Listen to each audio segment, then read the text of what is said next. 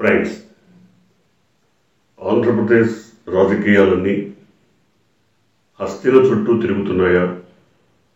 ఢిల్లీలో ఏం జరుగుతుంది? ఎందుకని హడావిడిగా చంద్రబాబు ఆయన పార్ట్నర్ జనసేన అధినేత ఢిల్లీ వెళ్ళారు? తలవని తలంపుగా ఊహాతీతంగా రాష్ట్ర ముఖ్యమంత్రి జగన్మోహన్ రెడ్డి కూడా ఇవాళ ఢిల్లీ వెళ్ళారు. అయితే తెలుగుదేశం జనసేన అధినేత ఇద్దరు హోంమంత్రి మోడీని కానీ బీజేపీ అధినేత నడ్డాని కానీ కలుస్తున్నారు, కానీ జగన్మోహన్ రెడ్డి నేరుగా ప్రధాని మోడీని కలుస్తున్నారు. సో ఇక్కడ చాలా తేడా ఉంది. ఆయన నడ్డాను హోంమంత్రిలో కలవడానికి వెళ్ళడం లేదు. 2-3 కీలకమైనటువంటి అంశాలపైన హోంమంత్రి నుంచి ఒక ఎష్యూరెన్స్, ఒక అభయహస్తం తీసుకోవడానికి రాష్ట్రానికి సంబంధించినటువంటి అనేక రకాల అంశాలపైన మాట్లాడటానికి, చర్చించడానికి జగన్మోహన్ రెడ్డి ఢిల్లీ వెళ్ళారు. కానీ నిన్న చంద్రబాబు ఢిల్లీ వెళ్ళడానికి ఒక నేపథ్యం ఉంది. దాదాపు 2019 ఎన్నికల తర్వాత, ఘోర పరాజయం తర్వాత బీజేపీ అగ్రనేతలతో ముఖాముఖి చర్చించడానికి 4 సంవత్సరాల పాటు అవిశ్రాంతంగా కృషి చేసిన చంద్రబాబు చివరికి సఫలీకృతమయ్యారు. ఎట్లా? ఆయన బీజేపీలో పంపించినటువంటి తన రాజ్యసభ సభ్యుడు సీఎం రమేష్ అవిశ్రాంత కృషి చేసి హోంమంత్రిని ఒప్పించి చంద్రబాబు వస్తాడని కాదు, ఖమ్మంపాటి రామ్మోహన్ రావు మిమ్మల్ని కలవాలనుకుంటున్నాడు, మీతో మాట్లాడాలనుకుంటున్నాడు, ఒక్కసారి అపాయింట్మెంట్ ఇవ్వండి అన్నప్పుడు ఆయన ఓకే అన్నారు. ఖమ్మంపాటి రామ్మోహన్ రావు వెళ్ళి చంద్రబాబు గారు మిమ్మల్ని కలుస్తారు, ప్లీజ్ సార్, రిక్వెస్ట్, ఒకసారి మాట్లాడండి అని బతిమాలుకుంటే సరే రమ్మండి అని చెప్పారు. అందుకు ఆ విషయం తెలుసుకొని చంద్రబాబు ఢిల్లీ వెళ్ళారు. అయితే నిన్న షెడ్యూల్ ఏంటి? నిన్న హోంమంత్రి గారి నడ్డా గారి వాళ్ళ షెడ్యూల్ ఏంటంటే ఎన్డీఏని బలోపేతం చేయడం కోసం జేడీఎస్ కానీ జేడీయూ కానీ రకరకాల పార్టీల మద్దతు తీసుకుంటూ వాళ్ళందరినీ పునరేకీకరణ, అంటే ఐఎన్డీఏలో ఉన్నారు, ఇండియా కూటమిలో ఉన్నారు కాబట్టి వాళ్ళు కొంతమందిని విడదీయటానికి రకరకాల వ్యూహాలు, ఎత్తుగడలు, చర్చలు సాగిస్తున్న నేపథ్యంలోనే నిన్న రాత్రి, బుధవారం రాత్రి 11 గంటలకి చంద్రబాబుకి అపాయింట్మెంట్ ఇచ్చారు. ఆ సమయంలో నడ్డా కూడా ఉన్నారు. ఈ ముగ్గురు ఏం మాట్లాడుకున్నారు? దీన్ని ఎక్కడా కూడా బహిర్గతం చేయలేదు, చెప్పదలుచుకోలేదు. కేవలం చర్చల విషయమే మాట్లాడారా? పొత్తు విషయమే మాట్లాడారా? లేదా సీట్ల పంపిణీ కూడా జరిగిపోయిందా? ఏంటన్న విషయాన్ని స్పష్టంగా ఎక్కడా చెప్పలేదు. అయితే పొత్తు విషయాల్లో ఉభయ పార్టీల్లో, బీజేపీలో కానీ టీడీపీలో కానీ 2 రకాల అభిప్రాయాలు వెలువడుతున్నాయి. బీజేపీతో పొత్తు మన కుంభ ముంచుతుంది, మైనారిటీలు, ముస్లిం మైనారిటీలు, క్రైస్తవుల ఓట్లు మనకి రావు, మనం పొత్తు పెట్టుకోకుండా ఉంటేనే మంచిదని టీడీపీలో ఒక వర్గం, చంద్రబాబుని నమ్మి మరొక్కసారి మోసపోకూడదు అని బీజేపీలో మరొక వర్గం గట్టిగానే తమ అధినాయకులపైన, అధినేతలపైన ఒత్తిడి తెచ్చారు. కానీ ఒంటరిగా వెళ్ళి జగన్మోహన్ రెడ్డిని ఎదుర్కొనే సత్తా, ధైర్యం చంద్రబాబుకు లేవు. ఆ రకంగా ఆ నేపథ్యంలో జనసేన తోడున్నా సరే మరొకరి చేయూత అవసరమని భావించినటువంటి చంద్రబాబు నాయుడు ఢిల్లీ వెళ్ళారు, బీజేపీ పెద్దలతో మాట్లాడారు. బయటకు వచ్చినటువంటి అనేక రకాల స్పెక్యులేషన్స్, అనేక రకాల అభిప్రాయాలు రకరకాలుగా ఉన్నాయి. అయితే నిన్న ఢిల్లీలో విమానం దిగిన తర్వాత నేరుగా ఒక హోటల్కి వెళ్ళి దాదాపు గంట సేపు ఎవరికీ కనపడకుండా అదృశ్యమైనటువంటి చంద్రబాబు గంటన్నర తర్వాత తన పార్టీ నాయకులతో, వేరే వాళ్ళతో కలిసి అమిత్ షా ఇంటికి వెళ్ళారు. అంటే ఏం జరిగింది, ఈ గంట సేపు ఎక్కడున్నారు, ఎవరితో కలిశారు, ఏం మాట్లాడారన్నది అతి గోప్యంగా అతి రహస్యంగా వచ్చారు. ఇది ఆయనకు అలవాటు. దాదాపు 10-15 సంవత్సరాలుగా ఢిల్లీలో ఉన్నటువంటి ఒక ఉన్నత స్థాయి రాజ్యాంగ పదవుల్లో ఉన్నటువంటి ఇద్దరు వ్యక్తులను అదే రకంగా అర్ధరాత్రి పూట కలవటం ఆయనకు అలవాటు. ఇప్పుడు కూడా అదే జరిగింది. వెళ్ళి ఎవరిని కలిశారు, ఏం జరిగింది అన్నది పక్కన పెడితే, ఆయన ఢిల్లీ వెళ్ళి ఇంకా రాకముందే ఒక సర్వే నివేదిక పత్రికల్లో హల్చల్ చేసింది. ఏం చేసింది, టీడీపీకి ఏదో మెజారిటీ రాబోతోంది, కానీ ఇండియా టుడే చేసిందా ఆ సర్వేని, లేదా సీ ఓటర్ చేశారా? సీ ఓటర్ అనే సంస్థ 2019లో కూడా ఇదే రకమైన సర్వే చేసి వైఎస్ఆర్సీపీకి 11, దాదాపు టీడీపీకి 13-14 సీట్లు వస్తాయని ఎంపీ స్థానాలు చెప్పేసింది. కానీ ఎన్ని వచ్చాయి? అసెంబ్లీ స్థానాల్లో కూడా అంతే. కానీ భంగపాటు, ఘోరమైనటువంటి భంగపాటు సీ ఓటర్ అనే విశ్లేషణ సంస్థ, సర్వే సంస్థకు దక్కింది. ఇప్పుడు కూడా నిన్న చంద్రబాబు వెళ్ళి ఇంకా ఢిల్లీ నుంచి రాకముందే సీ ఓటర్ సంస్థ ఒక రిపోర్టుని వెలువరించేసింది. అది కూడా సీ ఓటర్ దగ్గర నుంచి వాళ్ళు నేరుగా ఇవ్వకుండా ఇండియా టుడే వాళ్ళకి ఇస్తే వాళ్ళు వెలువరించారు. కానీ టైమ్స్ నౌ మరొక నివేదికను ప్రకటించింది. దాన్ని కూడా పరిగణలో తీసుకుంటే దాంట్లో స్పష్టంగా వైసీపీకి దాదాపు 132-135 స్థానాలు రాబోతున్నాయని వాళ్ళు చెప్పారు. అలాగే ఎంపీ స్థానాలు కూడా 18-19 స్థానాలు వచ్చే అవకాశం ఉందని చెప్పారు. సరే, ఏదైనప్పటికీ ఢిల్లీ వెళ్తే ఇలాంటి అనేక రకాల అదృశ్య శక్తులతో కలిసి రకరకాల ఎత్తులు జిత్తులు వేయడం చంద్రబాబు కలవాటే. మరి ఇంతకీ అసలు పని ఏమైంది? దాదాపు 40-45 నిమిషాల సేపు ఏకాంతంగా చంద్రబాబు ఆ ఇద్దరితో మాట్లాడారు, చర్చించారు. రాష్ట్ర పరిస్థితులపైన వివరించడానికి ప్రయత్నించినప్పుడు రాష్ట్రంలో జరిగే అన్ని విషయాలు తమకు తెలుసని ఆ ఇద్దరు చెప్పినట్టు కొన్ని వర్గాలు చెప్తున్నాయి. నిజమేంతో మనకు తెలియదు.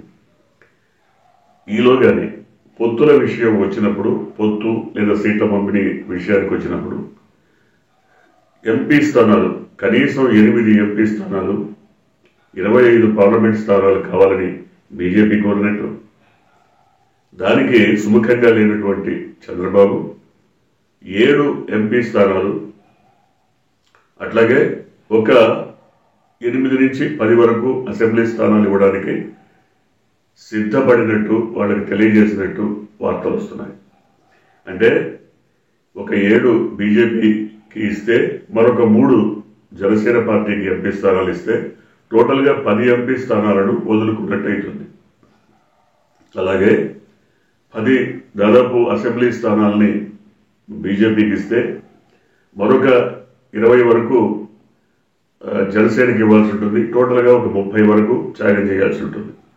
అంటే ఎందుకని ఈ రకమైనటువంటి విషయాలు బయటకు వచ్చాయి? దీని మీద ఏంటంటే, ఇప్పటికే తెలుగుదేశం దాదాపు 130-140 స్థానాల్లో అసెంబ్లీ స్థానాల్లో పోటీ చేస్తామని, దాదాపు 15 పార్లమెంట్ స్థానాల్లో తమ అభ్యర్థులు ఉంటారని రకరకాల సందర్భాల్లో వెల్లడించిన నేపథ్యంలో ఈ రకమైన స్పెక్యులేషన్ బయటకు వచ్చింది. ఇంతకీ బీజేపీ ఒప్పుకుందా? రంగంలోకి దిగిందా? టీడీపీతో అంటగాగడానికి, జంటగా కొనసాగడానికి అంగీకరించిందా? ఈ విషయం బయటికి రాల. కానీ అనూహ్యంగా చంద్రబాబు చర్చల సారాంశం వెల్లడి కాకముందే జనసేన అధినేత కూడా ఢిల్లీ వెళ్ళి బీజేపీ పెద్దలతో చర్చలు జరపడానికి, వారితో మాట్లాడడానికి, పొత్తులపైన, సీట్ల పంపిణీ పైన, ఇతర అంశాలపైన మాట్లాడడానికి ఢిల్లీ వెళ్ళారు. కానీ ఈ ఇద్దరు వెళ్తున్నారన్న సంగతి, వెళ్లే సంగతి 2-3 రోజుల ముందే వెల్లడైపోయింది. అనూహ్యంగా 4-5 రోజుల క్రితం లేదా ఒక వారం క్రితం జగన్మోహన్ రెడ్డి ఢిల్లీ వెళ్లాల్సినటువంటి కార్యక్రమం వాయిదా పడి అనూహ్యంగా ఇవాళ వెళ్ళడం ఆశ్చర్యాన్ని కలిగిస్తుంది. అంటే ఇవాళ ఆయన్ని ఢిల్లీకి రమ్మని ఆయన అంతకుముందే మోడీ అపాయింట్మెంట్ అడిగారు. ఇవాళ రమ్మని చెప్పడంలో అంతరార్థం ఏంటి? మోడీ ఇవాళ రండి మీతో మాట్లాడాలని చెప్పడంలో అంతరార్థం ఏంటి? ఎందుకంటే అమిత్ షా ఏ నిర్ణయం తీసుకున్నా, నడ్డా ఏ నిర్ణయం తీసుకున్నా మోడీకి తెలియకుండా తీసుకునే అవకాశం లేదు. మోడీ స్పష్టంగా ఒక నిర్ణయంతో ఉన్నారు. దాదాపు ఇవాళ 32 మంది ఎంపీలు, అంటే 22 మంది పార్లమెంట్లో కానీ మిగతా వాళ్ళు రాజ్యసభలో కానీ, వీళ్ళంతా కూడా బేషరతుగా ఎలాంటి షరతులు లేకుండా గత 5 సంవత్సరాలుగా బీజేపీ తీసుకున్న నిర్ణయాలకి మద్దతు ఇస్తున్నారు. వీరంతా వైసీపీ ఎంపీలు. ఏ రకమైనటువంటి షరతులు లేకుండా కేవలం వారు అడిగేది ఒకటే, తమ రాష్ట్రానికి అవసరమైనటువంటి సహాయ సహకారాలు బేషరతుగా అందించాలన్నది ఒకటే వారు కోరుకున్నది. ఆ మేరకు బీజేపీ పెద్దలు వీలైనంత వరకు సహకరిస్తున్నారు కూడా. అయితే ఇప్పుడు జగన్మోహన్ రెడ్డి అంతిమంగా అడగబోయేది ఏంటి? అంతిమంగా ఆయన ఇప్పటి వరకు పెండింగ్ అంశాలు ఏవైతే ఉన్నాయో వాటి విషయంలో అమీతుమీ తేల్చుకొని, అంటే ఘర్షణ పడి కాదు, గట్టిగా వీటి పరిస్థితి ఏంటి, ప్రత్యేక తరగతి హోదా ఏంటి, ఏ రకంగా ఇస్తారు, నిధులు ఇచ్చే అవకాశం ఉందా, మరి మేము ఆల్రెడీ ల్యాండ్ అలర్ట్ చేసినా కూడా రైల్వే జోన్ ఇవ్వలేదు, కడప స్టీల్ ప్లాంట్ మీరు ఇవ్వకపోతే మేము ఏదో తిప్పలు పడుతున్నాం, దాంట్లో మీ సహాయం ఏమైనా ఉంటుందా, పోలవరానికి మరి ఇవ్వాల్సినటువంటి నిధులు ఇంతవరకు ఇవ్వలేదు, ఇంకా కొంత పెండింగ్ ఉంది, బకాయిలు ఉన్నాయి, ఇలాంటివన్నీ కూడా అడిగేటువంటి అవకాశం ఉంది. ఎందుకంటే ఇప్పుడు గనక అడగకపోతే ప్రజల ముందు నిలబడి బీజేపీ చేసిన మోసాన్ని ఎండగట్టే అవకాశం ఉండదు. ఎందుకంటే గత 5 సంవత్సరాలుగా బీజేపీ ప్రత్యేక తరగతి హోదా కానీ, ప్యాకేజీ కానీ, లేదా రైల్వే జోన్ కానీ, లేదా ఉక్కు ఫ్యాక్టరీని అమ్ముకుండా ఉంచటం కానీ, స్టీల్ ప్లాంట్ కానీ, రకరకాల అంశాలలో ఎప్పుడు ఎక్కడ స్పష్టమైనటువంటి హామీ ఇవ్వకపోగా వాటన్నింటినీ పెండింగ్లో పెట్టి ఇప్పుడు ఈ చివరి సమావేశంలో అడిగితే ఏం చెప్పారు, ఈ నిలదీసిన సందర్భంగా ఏ రకమైన అవుట్కమ్ వచ్చింది, దీన్ని జనం ముందు పెట్టేటువంటి అవకాశం వైసీపీకి వస్తుంది.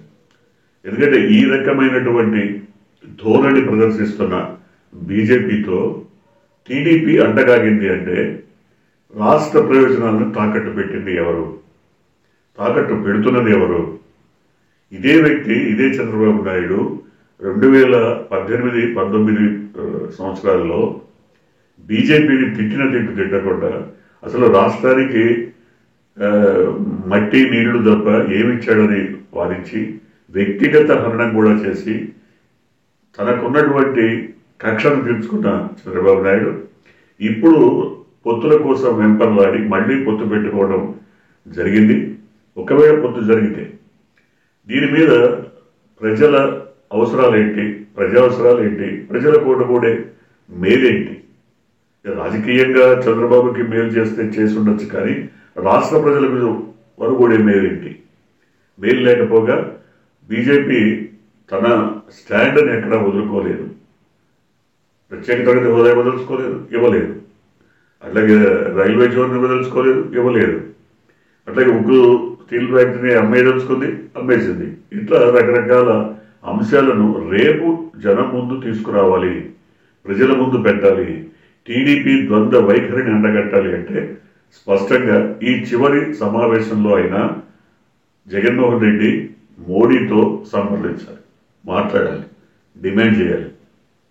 ఇది ప్రధానమైనటువంటి అంశంగా కనపడుతుంది. అయితే ఒకవేళ మోడీ అనూహ్యంగా కొన్ని నిర్ణయాలను ప్రకటిస్తే, రాష్ట్రానికి సంబంధించి కొన్ని నిర్ణయాలను కనుక ప్రకటిస్తే 2 రకాల అంశాలు జరుగుతాయి.